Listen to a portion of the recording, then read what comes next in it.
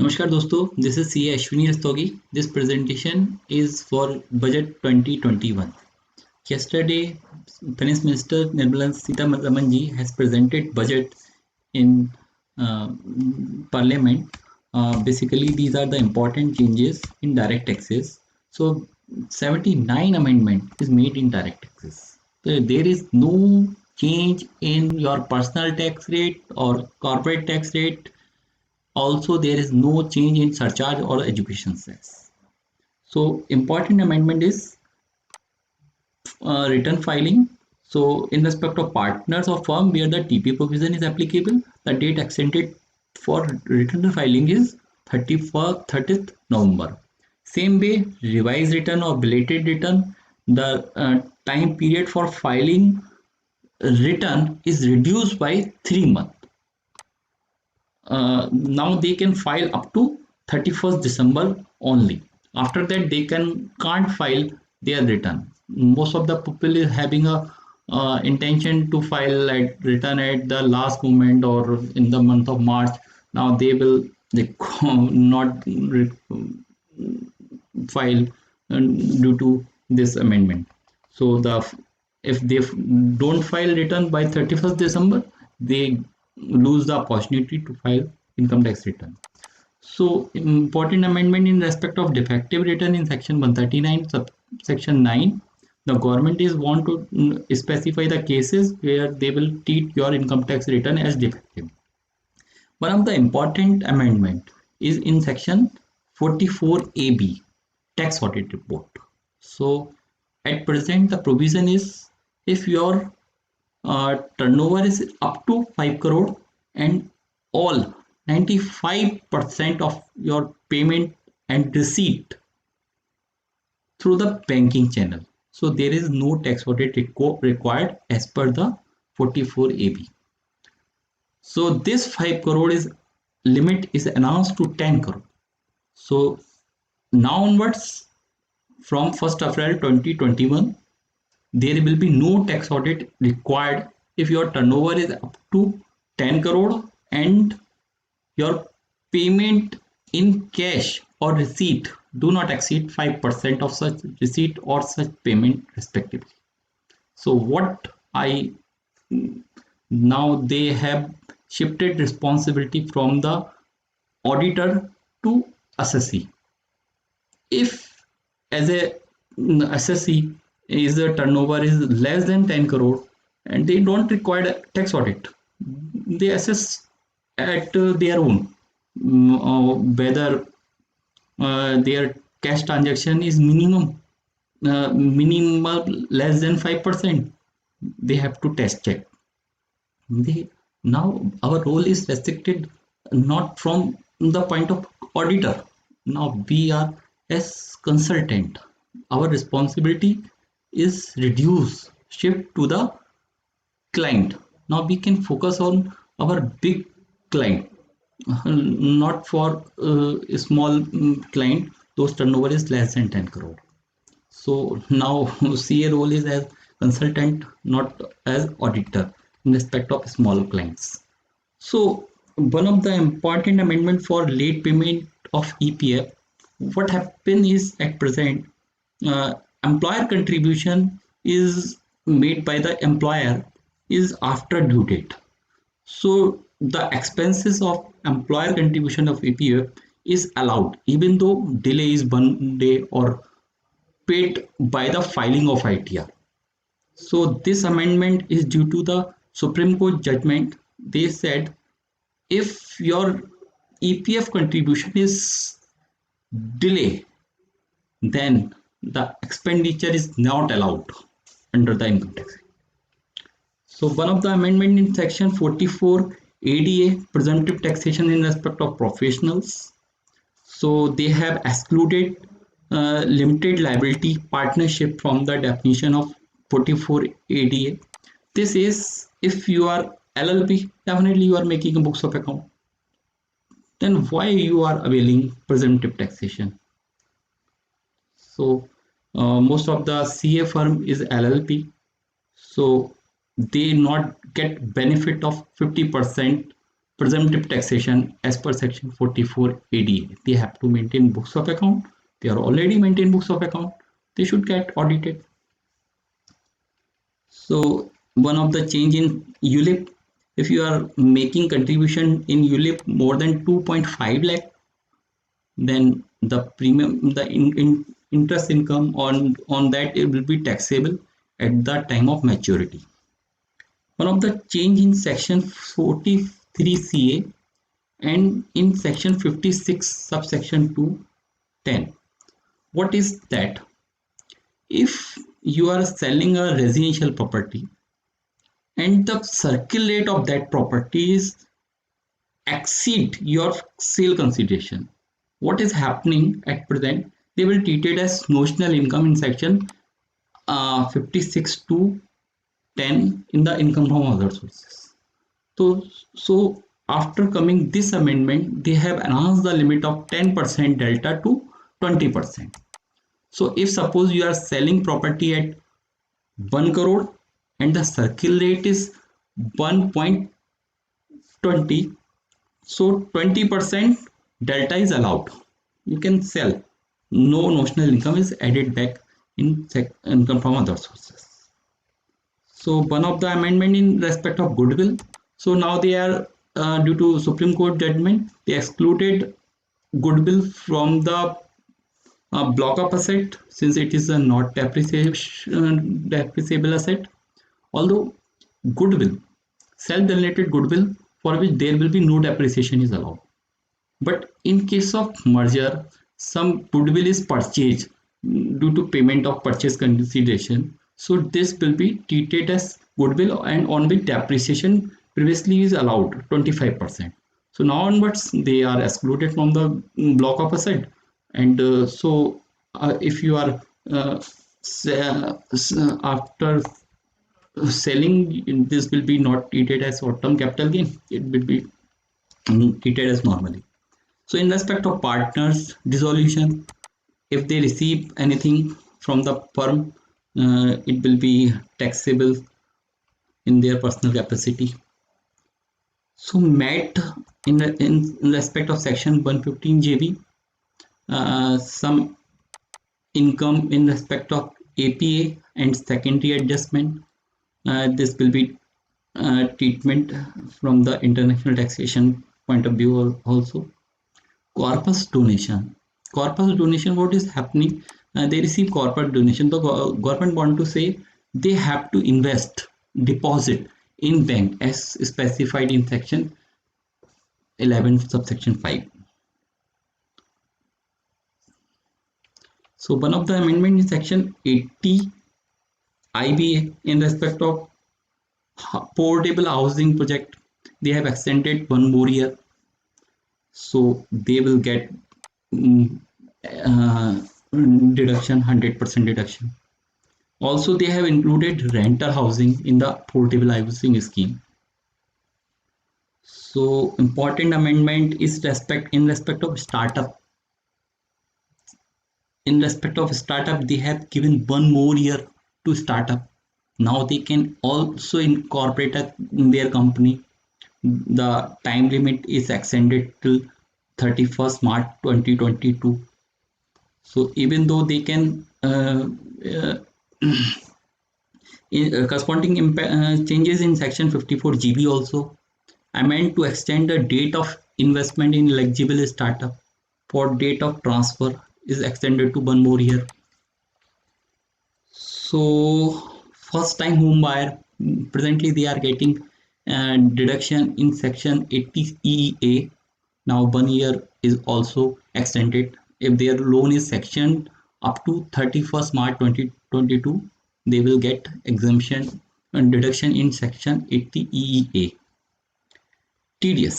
So important amendment in section 194B in respect of senior citizen. Those having attained the age of 75 years and having income from pension. So those are not required to file return. If they have only pension income and interest income from same bank, those are not required to file return. The responsibility for computation of income is shipped to the banker. The banker will compute his income and give the benefit of deduction under chapter 6a and rebate 87a while computing the income uh, and deduct the TDS. So government is given relief to the senior citizen. One of the important amendment in section 194Q. So presently what is happening at present, TCS is collectible by the seller. Presently what is happening I am discussing so that you can correlate with the new provision. This is present provision. Seller whose turnover is greater than 10 crore, presently he is required to collect TCS at the rate of 0.075 after considering a relief of 25% for COVID. So the tax TCS rate is 0.1. Buyer, suppose we met on the condition of 50 lakh and seller is turnover is greater than 10 crore and buyer buying goods from that seller is having more than 50 lakh in aggregate. So what is happening? Buyer is make RTGS to seller. Seller in lieu of RTGS transfer goods, but they will collect TCS at the rate of 0.1% while receiving the payment from the buyer. So this is the present situation, and we take another example. In case of buyer, turnover is 15 crore and seller turnover is 5 crore, not greater than 10 crore, then he is not required to collect TCS from the buyer even though he is buying goods from the same seller. So this is the present phenomena, present picture of present law. So what they are amended in section 194Q, any person being a buyer, he is buyer, right, was turnover is exceeding 10 crore in the immediate preceding financial year in which purchases are made, who is responsible for paying any sum to any resident for purchase of goods. Buyer is purchasing goods from this seller having turnover greater than 10 crore, aggregate value exceeding 50 lakh. In aggregate, he is buying goods exceeding 50 lakh in a particular seller. Then what he is responsible? At the time of credit of such sum on account of seller, the he will deduct TDS at the rate of 0.1% of such sum. This provision is applicable from the 1st July 2021. Now the buyer is required to collect TDS from the seller. So most of the businessmen will impacted through this. The buyer is also required to deduct TDS 0.1%. Now seller will collect TCS. Same way buyer will collect TDS. So suppose a person X make a purchase RTGS to buy will collect TCS. This is the present story. And same way X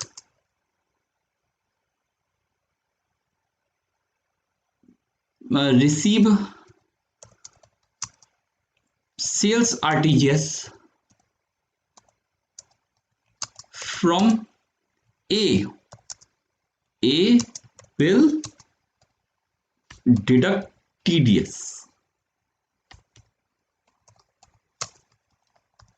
So this is important. All seller, buyer will impact it. Having a buyer having a turnover more than 10 crore and buying from that person in an aggregate more than 50 lakh is required to deduct TDS under section 194Q at the time of credit. So in this provision is applicable in case of buying purchase of goods only. So they have clarified TDS would not be deductible in section 194Q in case TDS is deducted any other section. Suppose the section is 194C or 194J. So 194Q is not applicable in that case. So this is important amendment. So if they not receive his PAN number, then 5% higher rate will be applicable. So one of the important amendment in case of non-filer ITR. Non-filer ITR. So suppose they have shifted responsibility to the tax deductor, where he is deducting TDS in respect of section 194C, 194J professionals, and the service provider, I would say professional service provider or contractor, is not filing in their ITR for consecutive 2 years, and was TDS is greater than 50,000. So he is required to deduct twice the rate. Suppose TDS in section 194C is 2%, he is required to deduct 4% since he is non-filer ITR. So this is both the condition need to be satisfied. He is non-filer for preceding 2 years and was TDS is more than 2 year is 50,000, more than 50,000. So this is twice the rate is applicable. Same way they have a change in section 206 CCA. Twice the rate is applicable where he is a non-filer for more than 2 years and their TDS TCS is more than 50,000. So what is going last year in the last finance budget 2020, they have introduced section 194N. The banker is required to deduct the TDS in respect of cash withdrawal. So up to 1 crore there will be no TDS, and in respect of non-filer 20 lakh, their limit is 20 lakh. If they are not filing their ITR, the limit is 20 lakh. But income tax department have provided a portal to the banker. They can check whether the current account operator is filing their ITR timely or not. If they are filing, then they will give relief up to 1 crore. So cash withdrawal up to 1 crore, there will be no TDS. So same way, what the government is intention, this portal is provided to all a supplier who is taking a service from the contractor deducting TDS under section 194C. They have to check whether they are their contractor is filing ITR or not, and was TDS for these 2 years is more than 50,000. Yes, if he is not non-filer and his TDS is more than 50,000, then deduct twice the rate. This is the important amendment. So one of the important amendment is given power to the AO. If someone is not filing ITR, he can ask the ITR return. And one of the important amendment is to allow adjustment in respect of audit report. Something is mentioned in audit report but not taken into account while computing the income. The amendment can be made. Same thing, section deduction in respect of section 10AA is not allowed if return is not filed. Time period is also reduced. So what is reduced is same way the government is reduce belated return, revised return time period from March to December. 3 months is already been reduced.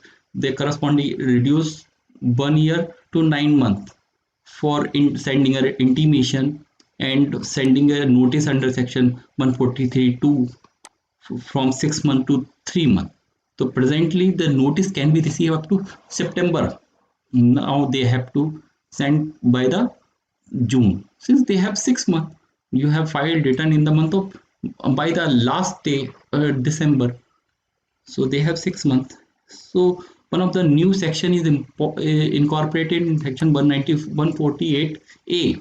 Now A has to do the inquiry before sending notice under section 148. They have to conduct inquiry with the prior approval of authority and send the show cause notice. Same thing. They have reduced completion 3 year for issuance of notice under section 148. At present they have 6 year power to do the reassessment, reopening of case, but the period for reassessment is reduced up to 3 year. But in case of uh, uh, escape income is 50 lakh or more, the period is up to 10 year. Such case at present block assessment is done in section 153A or in section 153C in respect of such cases initiated under section 132 and in section 132A. So this 153A, 153C in respect of block assessment is gone away. So all the block assessment is done in the as per the normal provision 147 of the act, 143 of the section. So might be they will be faceless. So one of the important amendment in section 143, they have reduced from 12 months to 9 months faceless ITAT. So government is already incorporated faceless scrutiny, faceless appeal with the commissioner appeal. Same thing the government is also want to implement faceless ITAT, where the assessee and ITAT can interact with the use of technology. So this is the important amendment. So last budget they have abolished section 115O. They have imposed tax dividend in the hand of recipient. But what is happening? The dividend is to be computed when it will be computed. So the government is saying if dividend is received after declaration or receiving then the advanced tax liability will be computed only. So one of the important thing is dispute resolution committee. So dispute resolution, they have a power to reduce or waive off any penalty imposable under this act or grant immunity from the prosecution. So basically government want to reduce the litigation between the assessee. They implemented some kind of basically litigation is go from AO to CIT appeal, ITAT, High Court. The ultimately government revenue is deferred. So if the litigation is reduced, then government revenue is definitely should have. Settlement commission is discontinued. So settlement commission is ceased to operate from 1st February 2021. Now all application filed before the settlement commission up till 31st January 2021 will be treated as pending settlement cases. After that, no application can be admitted. So this is hope so you find this is relevant for your professional from now. So thank you.